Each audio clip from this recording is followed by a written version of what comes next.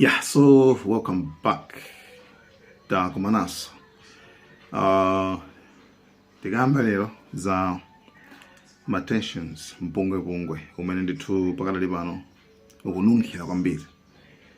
And any time pata kupezera kuti nkhondo yayambika. So zokambidwa zikukhala zambiri zimene zili ma reality ndi zambiri. Komano timafuna musunge ma points azomwe ndithu zikuchitika between pakati pa USA komanso Iran. So choyambirira ndichoona kuti tinanena pano kuti nthawi ina yake achina Trump anatumiza ndithu stima imene imachita kuti Abraham Lincoln komanso paliso inanso ndithu aircraft chimachita kuti Armada. So zonsezi ndithu zili mu Indian Ocean akuti zili ndi ulendo zikupita ndithu ku Middle East kumene ndithu kumene koko tinene zomwe zachokera pakamwa pa Trump. Awafunsa kuti kodi kumene kumufuna kuti zinthu zimene zikatani chifukwa pakadali pano tikambe zinthu zimene zabweretsa mpongopongo pakamwa pa anthu.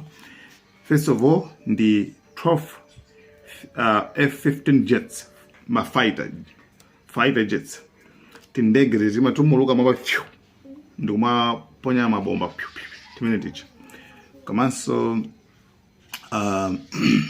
amene ndinoti afika kale ku airbase kamati ku barracks ya Jordan yochita kuti al-Muwafaq kumene koko ndi kumene kwafika tsopano ma fighter jets amene akwana 15 something like that. So zafika kale ma jets amene afika kumene koko and chistima chimene ndithu chidakali mu Indian Ocean nde chikupita komano kwafunsa bwinobwino na Trump zimene akufuna ndi zimene zizi. You know, we have a lot of ships going that direction just in case. We have a big flotilla going in that direction. And we'll see what happens. Well, we have a big force going toward Iran. I'd rather not see anything happen, but we're watching them very closely. I saw 837 hangings on Thursday. If they would have been dead, every one of them would have been hung. This is like from 1,000 years ago. This is an ancient culture. Very smart people, by the way. By the way, at Trump, akuti they just want to watch Iran closely. Yeah, so the strategy imene ikugwisa ntchito apa. Akugwisa ntchito strategy imene anagwisa ntchito ku Venezuela. So you surround the country, kuipanga surround, kuizungulira dziko kulizungulira. After that, kenako ndikutenga no ma action. First of all, actually, amafuna kuti abange check. Amafuna aone kuti kodi mutani. Iniyo mukupanga zotani. You understand? Kama kuti in your reaction, what will be your reaction? So, first of all, Nicolas Maduro, president wa dziko la Venezuela, atamuzungulira ndi stima za nkhondo, asilikali nchani.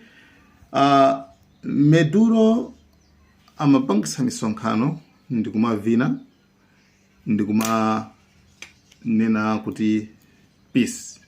Ife tufuna peace. Ife tungufuna ntendere basi.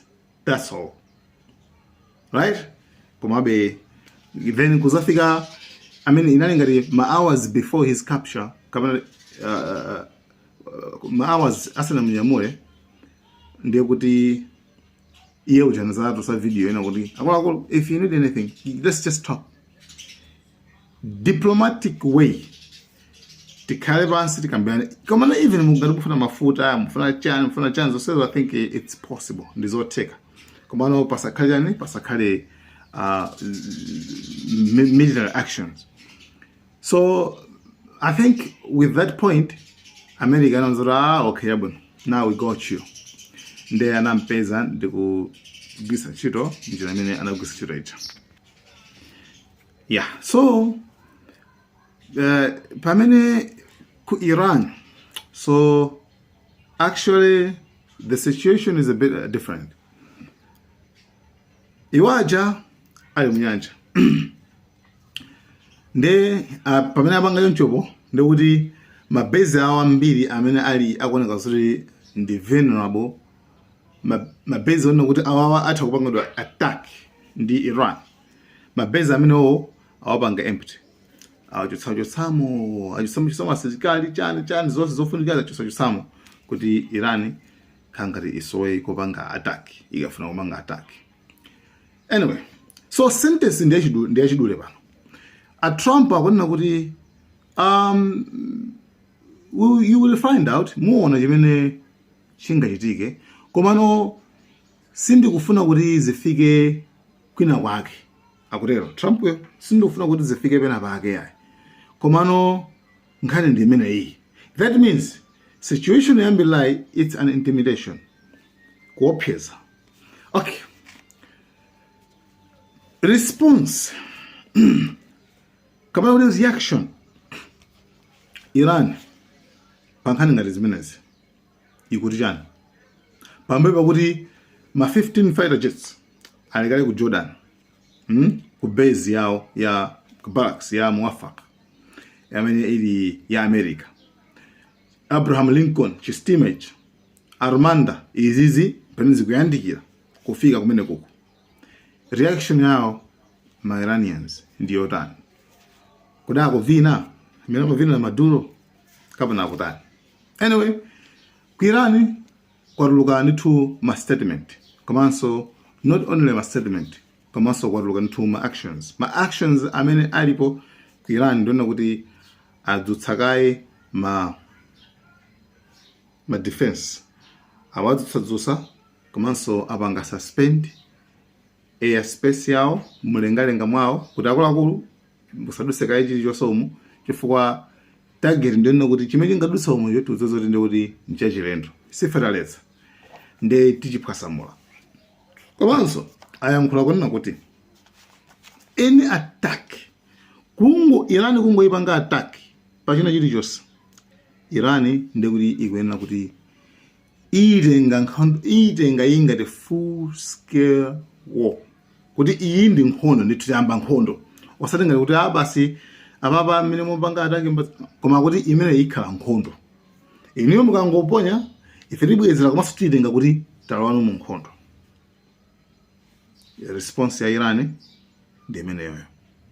So pakati pano no action imene yachitika, palibe chimodzi chimene chachitika. Asilikali ndani aliyense amaendera ma orders, amaendera ma order, malamulo zakuti pangani zakuti pangani zakuti ngati sana lamule basi palibe chimechitika.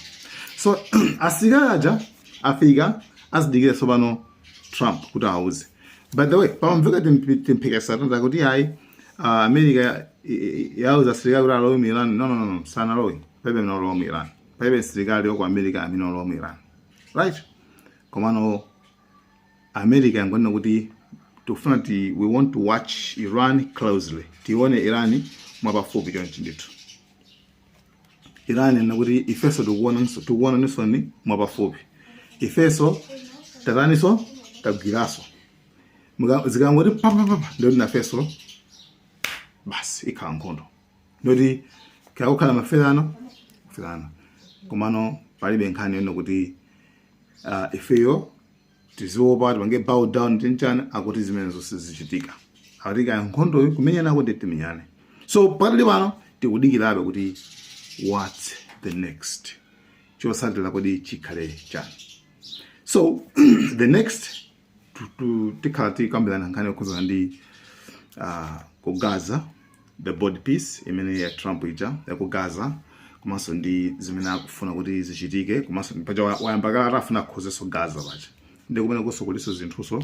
So the next thing chimene titingakambe tikamba za kumeneko. Guys, update ya Iran ndi USA ndi imeneyo.